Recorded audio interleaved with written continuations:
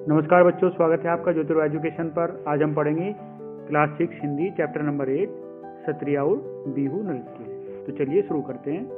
भारत एक विशाल देश है।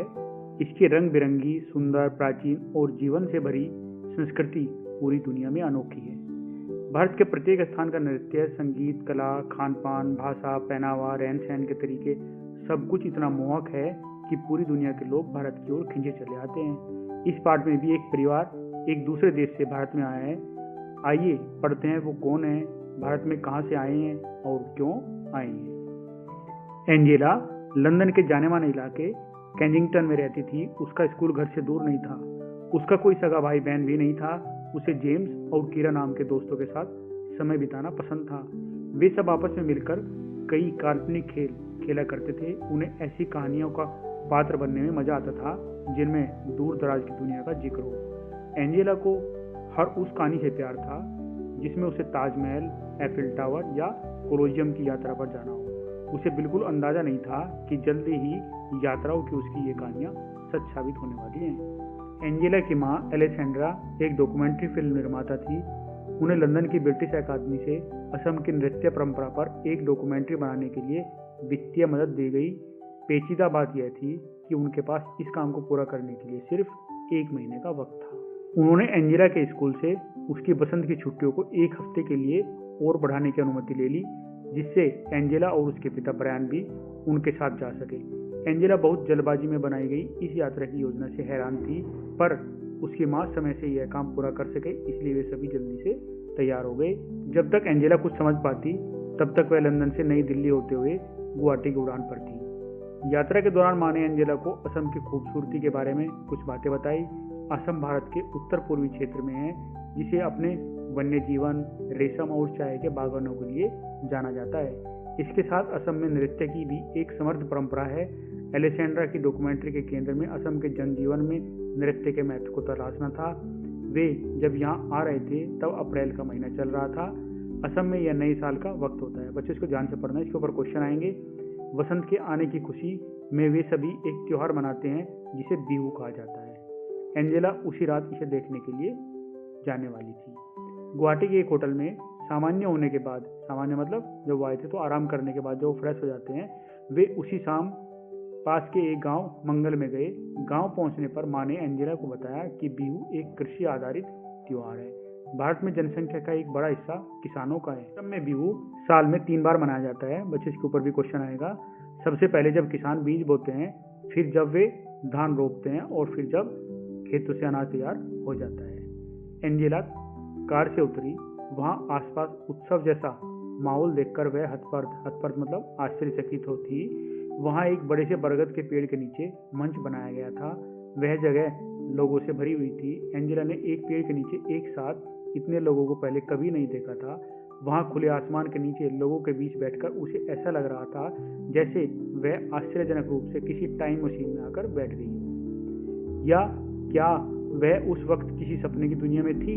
वह मंत्रमुग्ध होकर वहां लड़के लड़कियों को वसंत ऋतु के आगमन पर नृत्य करते देख रही थी। एंजेला ने इस बात पर ध्यान दिया कि लड़कों ने वाद्य यंत्र ले रखे हैं और लड़कियों ने लाल रंग और बादामी रंग की गहरी डिजाइन वाली खूबसूरत पोशाक पहन रखी है। वे सभी काफी रंगीन और मस्त लग रहे थे। उनका हिलता डुलता शरीर, हाथ पैर की हलचल से समझ आ रहा था कि वे मौज मस्ती में नृत्य खोए हुए हैं। उसकी इच्छा हुई कि वह भी अपने घर पर वसंत के आगमन पर ऐसे ही नृत्य करेगी। बिहू नृत्य और इसके उत्सव से अचंभित एंजेला और उसके परिवार ने इसके साथ साथ लजीज पकवानों का पूरा आनंद लिया। लजीज मतलब स्वादिष्ट।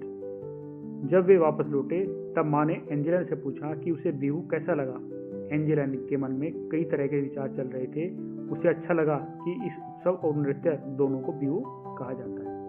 उसने मां से पूछा कि क्या संगीत और नृत्य सिर्फ त्योहारों पर ही होते हैं। मां ने बताया, पूरी दुनिया की संस्कृति में लोग नृत्य और संगीत से अपनी भावनाओं को व्यक्त करते हैं। खास तौर से भारत में बहुतायत ऐसा होता है, मतलब ज्यादातर ऐसा ही होता है। असम का बिहू नृत्य ग्रामीण जनजीवन के साथ साथ फसल लगाने से लेकर वसंत के आगमन तक से जुड़ा हुआ है।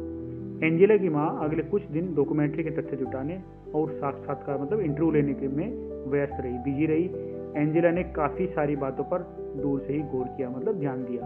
उसे महसूस उसने महसूस किया कि लंदन के जीवन से यहाँ सब कुछ कितना अलग था। उसे अपनी माँ पर गर्व हुआ। वे एक वैज्ञानिक कहानीकार की तरह हैं जो अपनी फिल्मों के द्वारा बहुत सी चीजें एक साथ दिखाते हैं। अगले दिन वे उत्तरी असम की तरफ रवाना हुए, जहाँ सभी सत्रों अर्थात मठों की पीठ है। वे सभी एक सत्र के पास रहने के लिए जाने वाले थे और सत्रिया नृत्य का फिल्मांकन करने वाले थे। जब वे दक्षिणा पथ सत्र पहुंचे तब वहां उनकी मुलाकात रीना सेन से हुई, जो असम की एक जानी मानी लेखिका है। उस हफ्ते उन लोगों को रीना सेन के घर पर ही रुकना था। रीना आंटी की एक बिटिया थी अनु और एंजेला ने तुरंत एक दूसरे की तरफ देखा। उन दोनों की एक ही उम्र 10 साल थी। दोनों ने अंग्रेजी में बातचीत शुरू की। अनु ने एंजेला को कुछ असमिया शब्द भी सिखाए। एंजेला को अनु के खिलौने बहुत अच्छे लगे, जो थोड़े अलग तरह के थे। गुड़िया, लकड़ी के खिलौने और नारियल की जटा से बने घर। कितने अनोखे खिलौने! उसने लंदन में ऐसे खिलौने कभी नहीं देखे थे। अनु का पसंदीदा खिलौना लकड़ी का बना हुआ तीर कमान, जिससे लेकर उसे राम बनना बहुत अच्छा लग रहा था। एंजेला उसकी विरोधी बनी, शक्तिशाली रावण। वे एक साथ खेल रहे थे। उस कूदफान और लड़ाई का कोई अंत नहीं था। एंजेला और अनु ने देखा कि एलेसेंड्रा ने वैष्णव मठ के महासागर में नृत्य कर रहे युवा साधुओं का फिल्मांकन किया। एंजेला आश्चर्य से सोच रही थी कि क्या सत्रिया नृत्य सिर्फ लड़कों और पुरुषों के लिए है। एंजेला और अनु सोच रहे थे कि काश वे भी इन युवा साधुओं की तरह गा सकते, नृत्य कर सकते और छद्म युद्ध लड़ सकते। माँ ने एंजेला को बताया कि 20वीं शताब्दी के मध्य में कुछ साधु मठों से बाहर आकर पुरुषों और महिलाओं को सत्रिया नृत्य सिखाने लगे। शुरू में ऐसे साधुओं को मठों से निकाल दिया गया, लेकिन आधुनिक दौर में महिला सत्रिया कलाकारों के लिए मंच पर नृत्य करना आम बात हो गई है। उस रात माँ महिला सत्रिया नृत्य अंगनाओं का फिल्मांकन करने वाली थी। एंजेला बहुत उत्साहित थी। उसने रीना आंटी से आग्रह किया कि वे अनु को भी सत्रिया नृत्य महिला नृत्य को देखने के लिए साथ आने दें। आंटी ने स्वीकृति दे दी। उस रात अनु और एंजेला सत्रिया नृत्य देखने गए, जिसमें भगवान विष्णु के 2 द्वारपालों जय विजय की कहानी थी। पर्दा उठा और एंजेला ने देखा कि सफेद पगड़ी नुमा टोपी में 2 महिलाएं नृत्य और नाटक की शैली में कमाल का अभिनय कर रही हैं। जैसे जैसे कहानी आगे बढ़ी, उन दोनों ने देखा कि किस तरह जय और विजय ने कई बड़े ऋषियों को भगवान विष्णु से मिलने नहीं दिया, क्योंकि उस वक्त भगवान विष्णु सो रहे थे। वे ऋषि नाराज हो गए। उन्होंने जय विजय को असुर बनने का श्राप दे दिया। भगवान विष्णु की नींद जब टूटी, तब उन्हें अपने द्वारपालों को बचाने के लिए आना पड़ा। उन्होंने वचन दिया कि वे जय और विजय को मारकर उन्हें श्राप से बचा लेंगे। बाद में जय और विजय दोबारा भगवान विष्णु के द्वारपाल बने। एंजेला को यह कहानी नाटकीय और दिलचस्प लगी। सत्रिया महिला नृत्यांगनाओं ने जिस प्रकार की शक्ति, बल और आकर्षण प्रदर्शित किया, वह अद्भुत था। एंजेला को लगा कि उन महिला कलाकारों की प्रस्तुति सत्रिया नृत्य करने वाले पुरुष कलाकारों से भी बेहतर थी, मीन्स अच्छी थी। इसके बाद के दिनों में अनु और एंजेला के ख्यालों में बस सत्रिया नृत्य ही घूम रहा था। उन दोनों ने स्वर्ग के द्वारपाल जय विजय की तरह हथियार और तलवार चलाते हुए नृत्य किया। एलेसेंड्रा बच्चों की इस उत्सुकता को समझ गई और वे उन्हें सत्रिया कलाकारों के होने वाले साक्षात्कार में साथ लेकर गई। एंजेला और अनु बहुत खुश थी। उन नृत्यांगनाओं के नाम प्रिया और रीता थे। वे लड़कियों को सत्रिया और बिहू की कुछ खूबसूरत मुद्राएं और बारीकियां सिखा रही थी। एंजेला अत्यधिक प्रसन्न थी। वापस लौटने के बाद भी वह चलने, खाना खाने और यहाँ तक कि खेलने के दौरान भी नृत्य करती रही। वापस लंदन जाने के बाद वह उन सभी रिकॉर्डिंग्स को देखती रही जो उसकी माँ ने रिकॉर्डिंग की थी। पूरे उत्साह के साथ वह असम की समृद्ध नृत्य परंपरा को याद करती रही। रंग बिरंगा सत्रिया और आनंदित करने वाला बिहू।